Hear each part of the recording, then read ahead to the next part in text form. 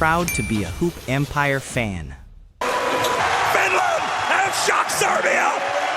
Here in the Arena Riga, they have done it! Their greatest moment! Nikola Jokić and Serbia just got eliminated. It was an absolutely shocking upset. They were knocked out of Eurobasket 2025 in the round of 16 by Finland. And my social media instantly blew up with people saying he got exposed. I saw comments like, this is why he's not the best player in the world. And look, I get where it's coming from. Finland hunted him in switches all game long. And to the casual fan, it definitely looked like Jokic got cooked. But here's the thing, that's not the real story. In this video, I want to actually answer the question, did Jokic really get exposed at the Eurobasket? Or was this more about Serbia's system and coaching? First of all, this wasn't just any loss. Coming into the Eurobasket, Serbia were the heavy favorites. We're talking about a roster led by Jokic, with Bogdan Bogdanović as the captain, plus a supporting cast stacked with NBA and EuroLeague talent. Just last year, they pushed the star-studded Team USA to the brink in the Olympic semifinals, and 2 years ago, they were World Cup silver medalists. On paper, this was their moment to finally win the Eurobasket gold.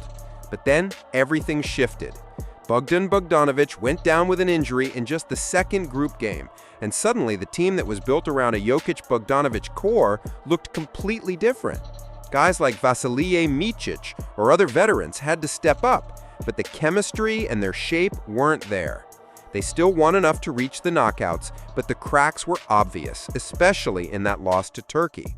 So when Finland actually pulled off that upset, it felt shocking, but not completely out of nowhere. Also, I've got to emphasize, offensively, Jokic was brilliant. Across the whole tournament, he averaged over 22 points, 9 rebounds, and 4 assists on an absurd 66% shooting. He even set a Serbian record by dropping 39 points in the group stage against Latvia. And even in the elimination game itself, he still put up 33 points, 8 rebounds, 3 assists, and 3 steals on just 13 shots. That's not a guy getting exposed. That's a guy who's doing everything he can on offense while simultaneously collapsing on the other end of the floor. You see, that collapse wasn't just about Jokic suddenly being bad at defense. Everyone already knows he's not a switch-everything type of player. That's never been his game.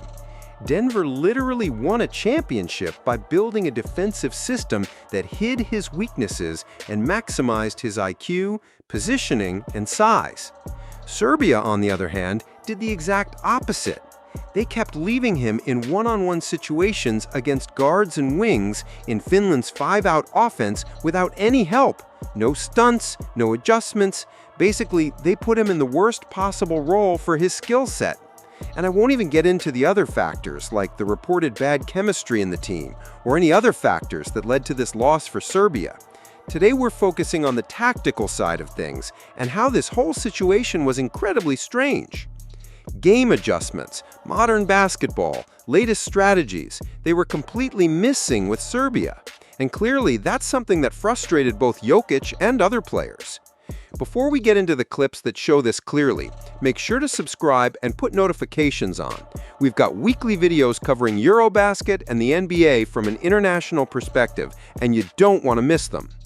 Okay, so let's start with the obvious. Finland wanted Jokic in space, and they got him here.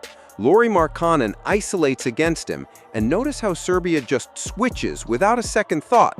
Jokic is left alone, no help, no rotations coming. And even though Markkanen misses here, this is exactly what Finland wants. Jokic isn't supposed to be left on an island against quicker guys. That's a coaching failure, not some big revelation about his defense. Now fast forward to crunch time. He holds it, he gets it to Markkanen, and he puts it up. That's good. Finland, again, goes hunting, forcing Jokic onto their guard, Lassi Tuovi. And what's crazy is Serbia does nothing to try and avoid it. No hedging here, no blitzing, just another straight switch. Jokic fronts the post at first, which is actually smart. But once Tuovi pops out, Jokic simply can't cover the ground quickly enough. You've got an easy bucket. In Denver, this situation almost never happens because the defense works to cover him. And here, Serbia basically threw him under the bus. And yep, they kept going back to it. Same story. Jokic switched here, stuck one-on-one, and with no backline help, it's free points for Finland. The funny thing is, even Marko Guduric is standing right next to Jokic and doesn't rotate. That tells you all you need to know about the system. It wasn't about Jokic not trying here. It was Serbia's whole defensive game plan being outdated against a modern 5-out team. Now, Serbia did try one adjustment: cross-matching. Setting the pick, Finland drives in. Tough take from Elias Valtonen. Basically having Jokic guard a perimeter player who isn't a threat from there, hoping to keep him out of direct actions. Teams have used this before, even Denver at times. But the problem was that it came too late. By then, Finland's guards were already in rhythm, and instead of neutralizing the problem, Jokic still ended up dragged into actions. You can't just throw out a gimmick in the fourth quarter and expect it to save you. Here's the wildest example. He's got 29 points and a foul on Jokic, that's number 4. You've got Jokic guarding a Finnish guard full court. Like, what are we doing here? You don't use the most dominant offensive player in the world like this. Denver would never waste his energy chasing guards around 30 feet from the hoop. It might look like Jokic is just a slow defender, but in reality, it's him being asked to do something his body isn't built for. But let's be clear, Jokic isn't hopeless. Look at this possession. He switches, stays in front, cuts off the drive, and forces a tough shot. That's him using his IQ and size to survive in a bad matchup. Plays like this remind you why Denver can build a defense around him. They don't ask him to do this every trip, just enough to keep the opponent honest. And finally, one more good example. It's late in the game, another switch, and Jokic actually stays with the guard, using his body to cut him off and even getting a block. So it's not that he can't do it. He can sometimes. But it's not sustainable, and it's definitely not how you want your best player spending his energy in a knockout game. So after watching all of that, the takeaway here isn't that Jokic got exposed. It's that Serbia's system completely failed him.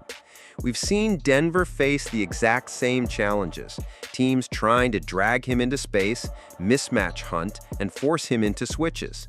But the Nuggets don't just shrug and accept it. They fight over screens, they blitz, they rotate, they even throw in zone looks when needed. The whole idea is to buy Jokic time, keep him out of those one-on-one isolations, and let him use his IQ instead of his foot speed. And there are plenty of other examples out there.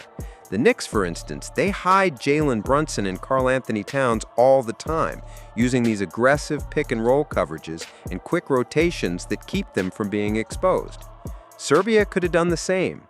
Zone defenses are also way more common in FIBA, and they could have parked Jokic in the paint a bit more, where his size and instincts actually become an advantage. Instead, we saw him chasing guards at half court and switching onto guys over and over. And that's why I personally can't put this on Jokic.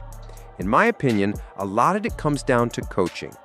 Yes, Svetislav Pesic is a legendary coach who led this team to some great victories in the past.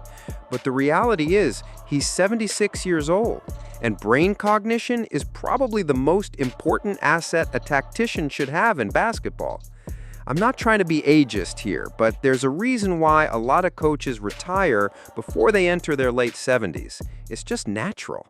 So, in a way, I do agree with Eric from the DNVR podcast, who said that Pesic actually seemed a bit asleep at the wheel.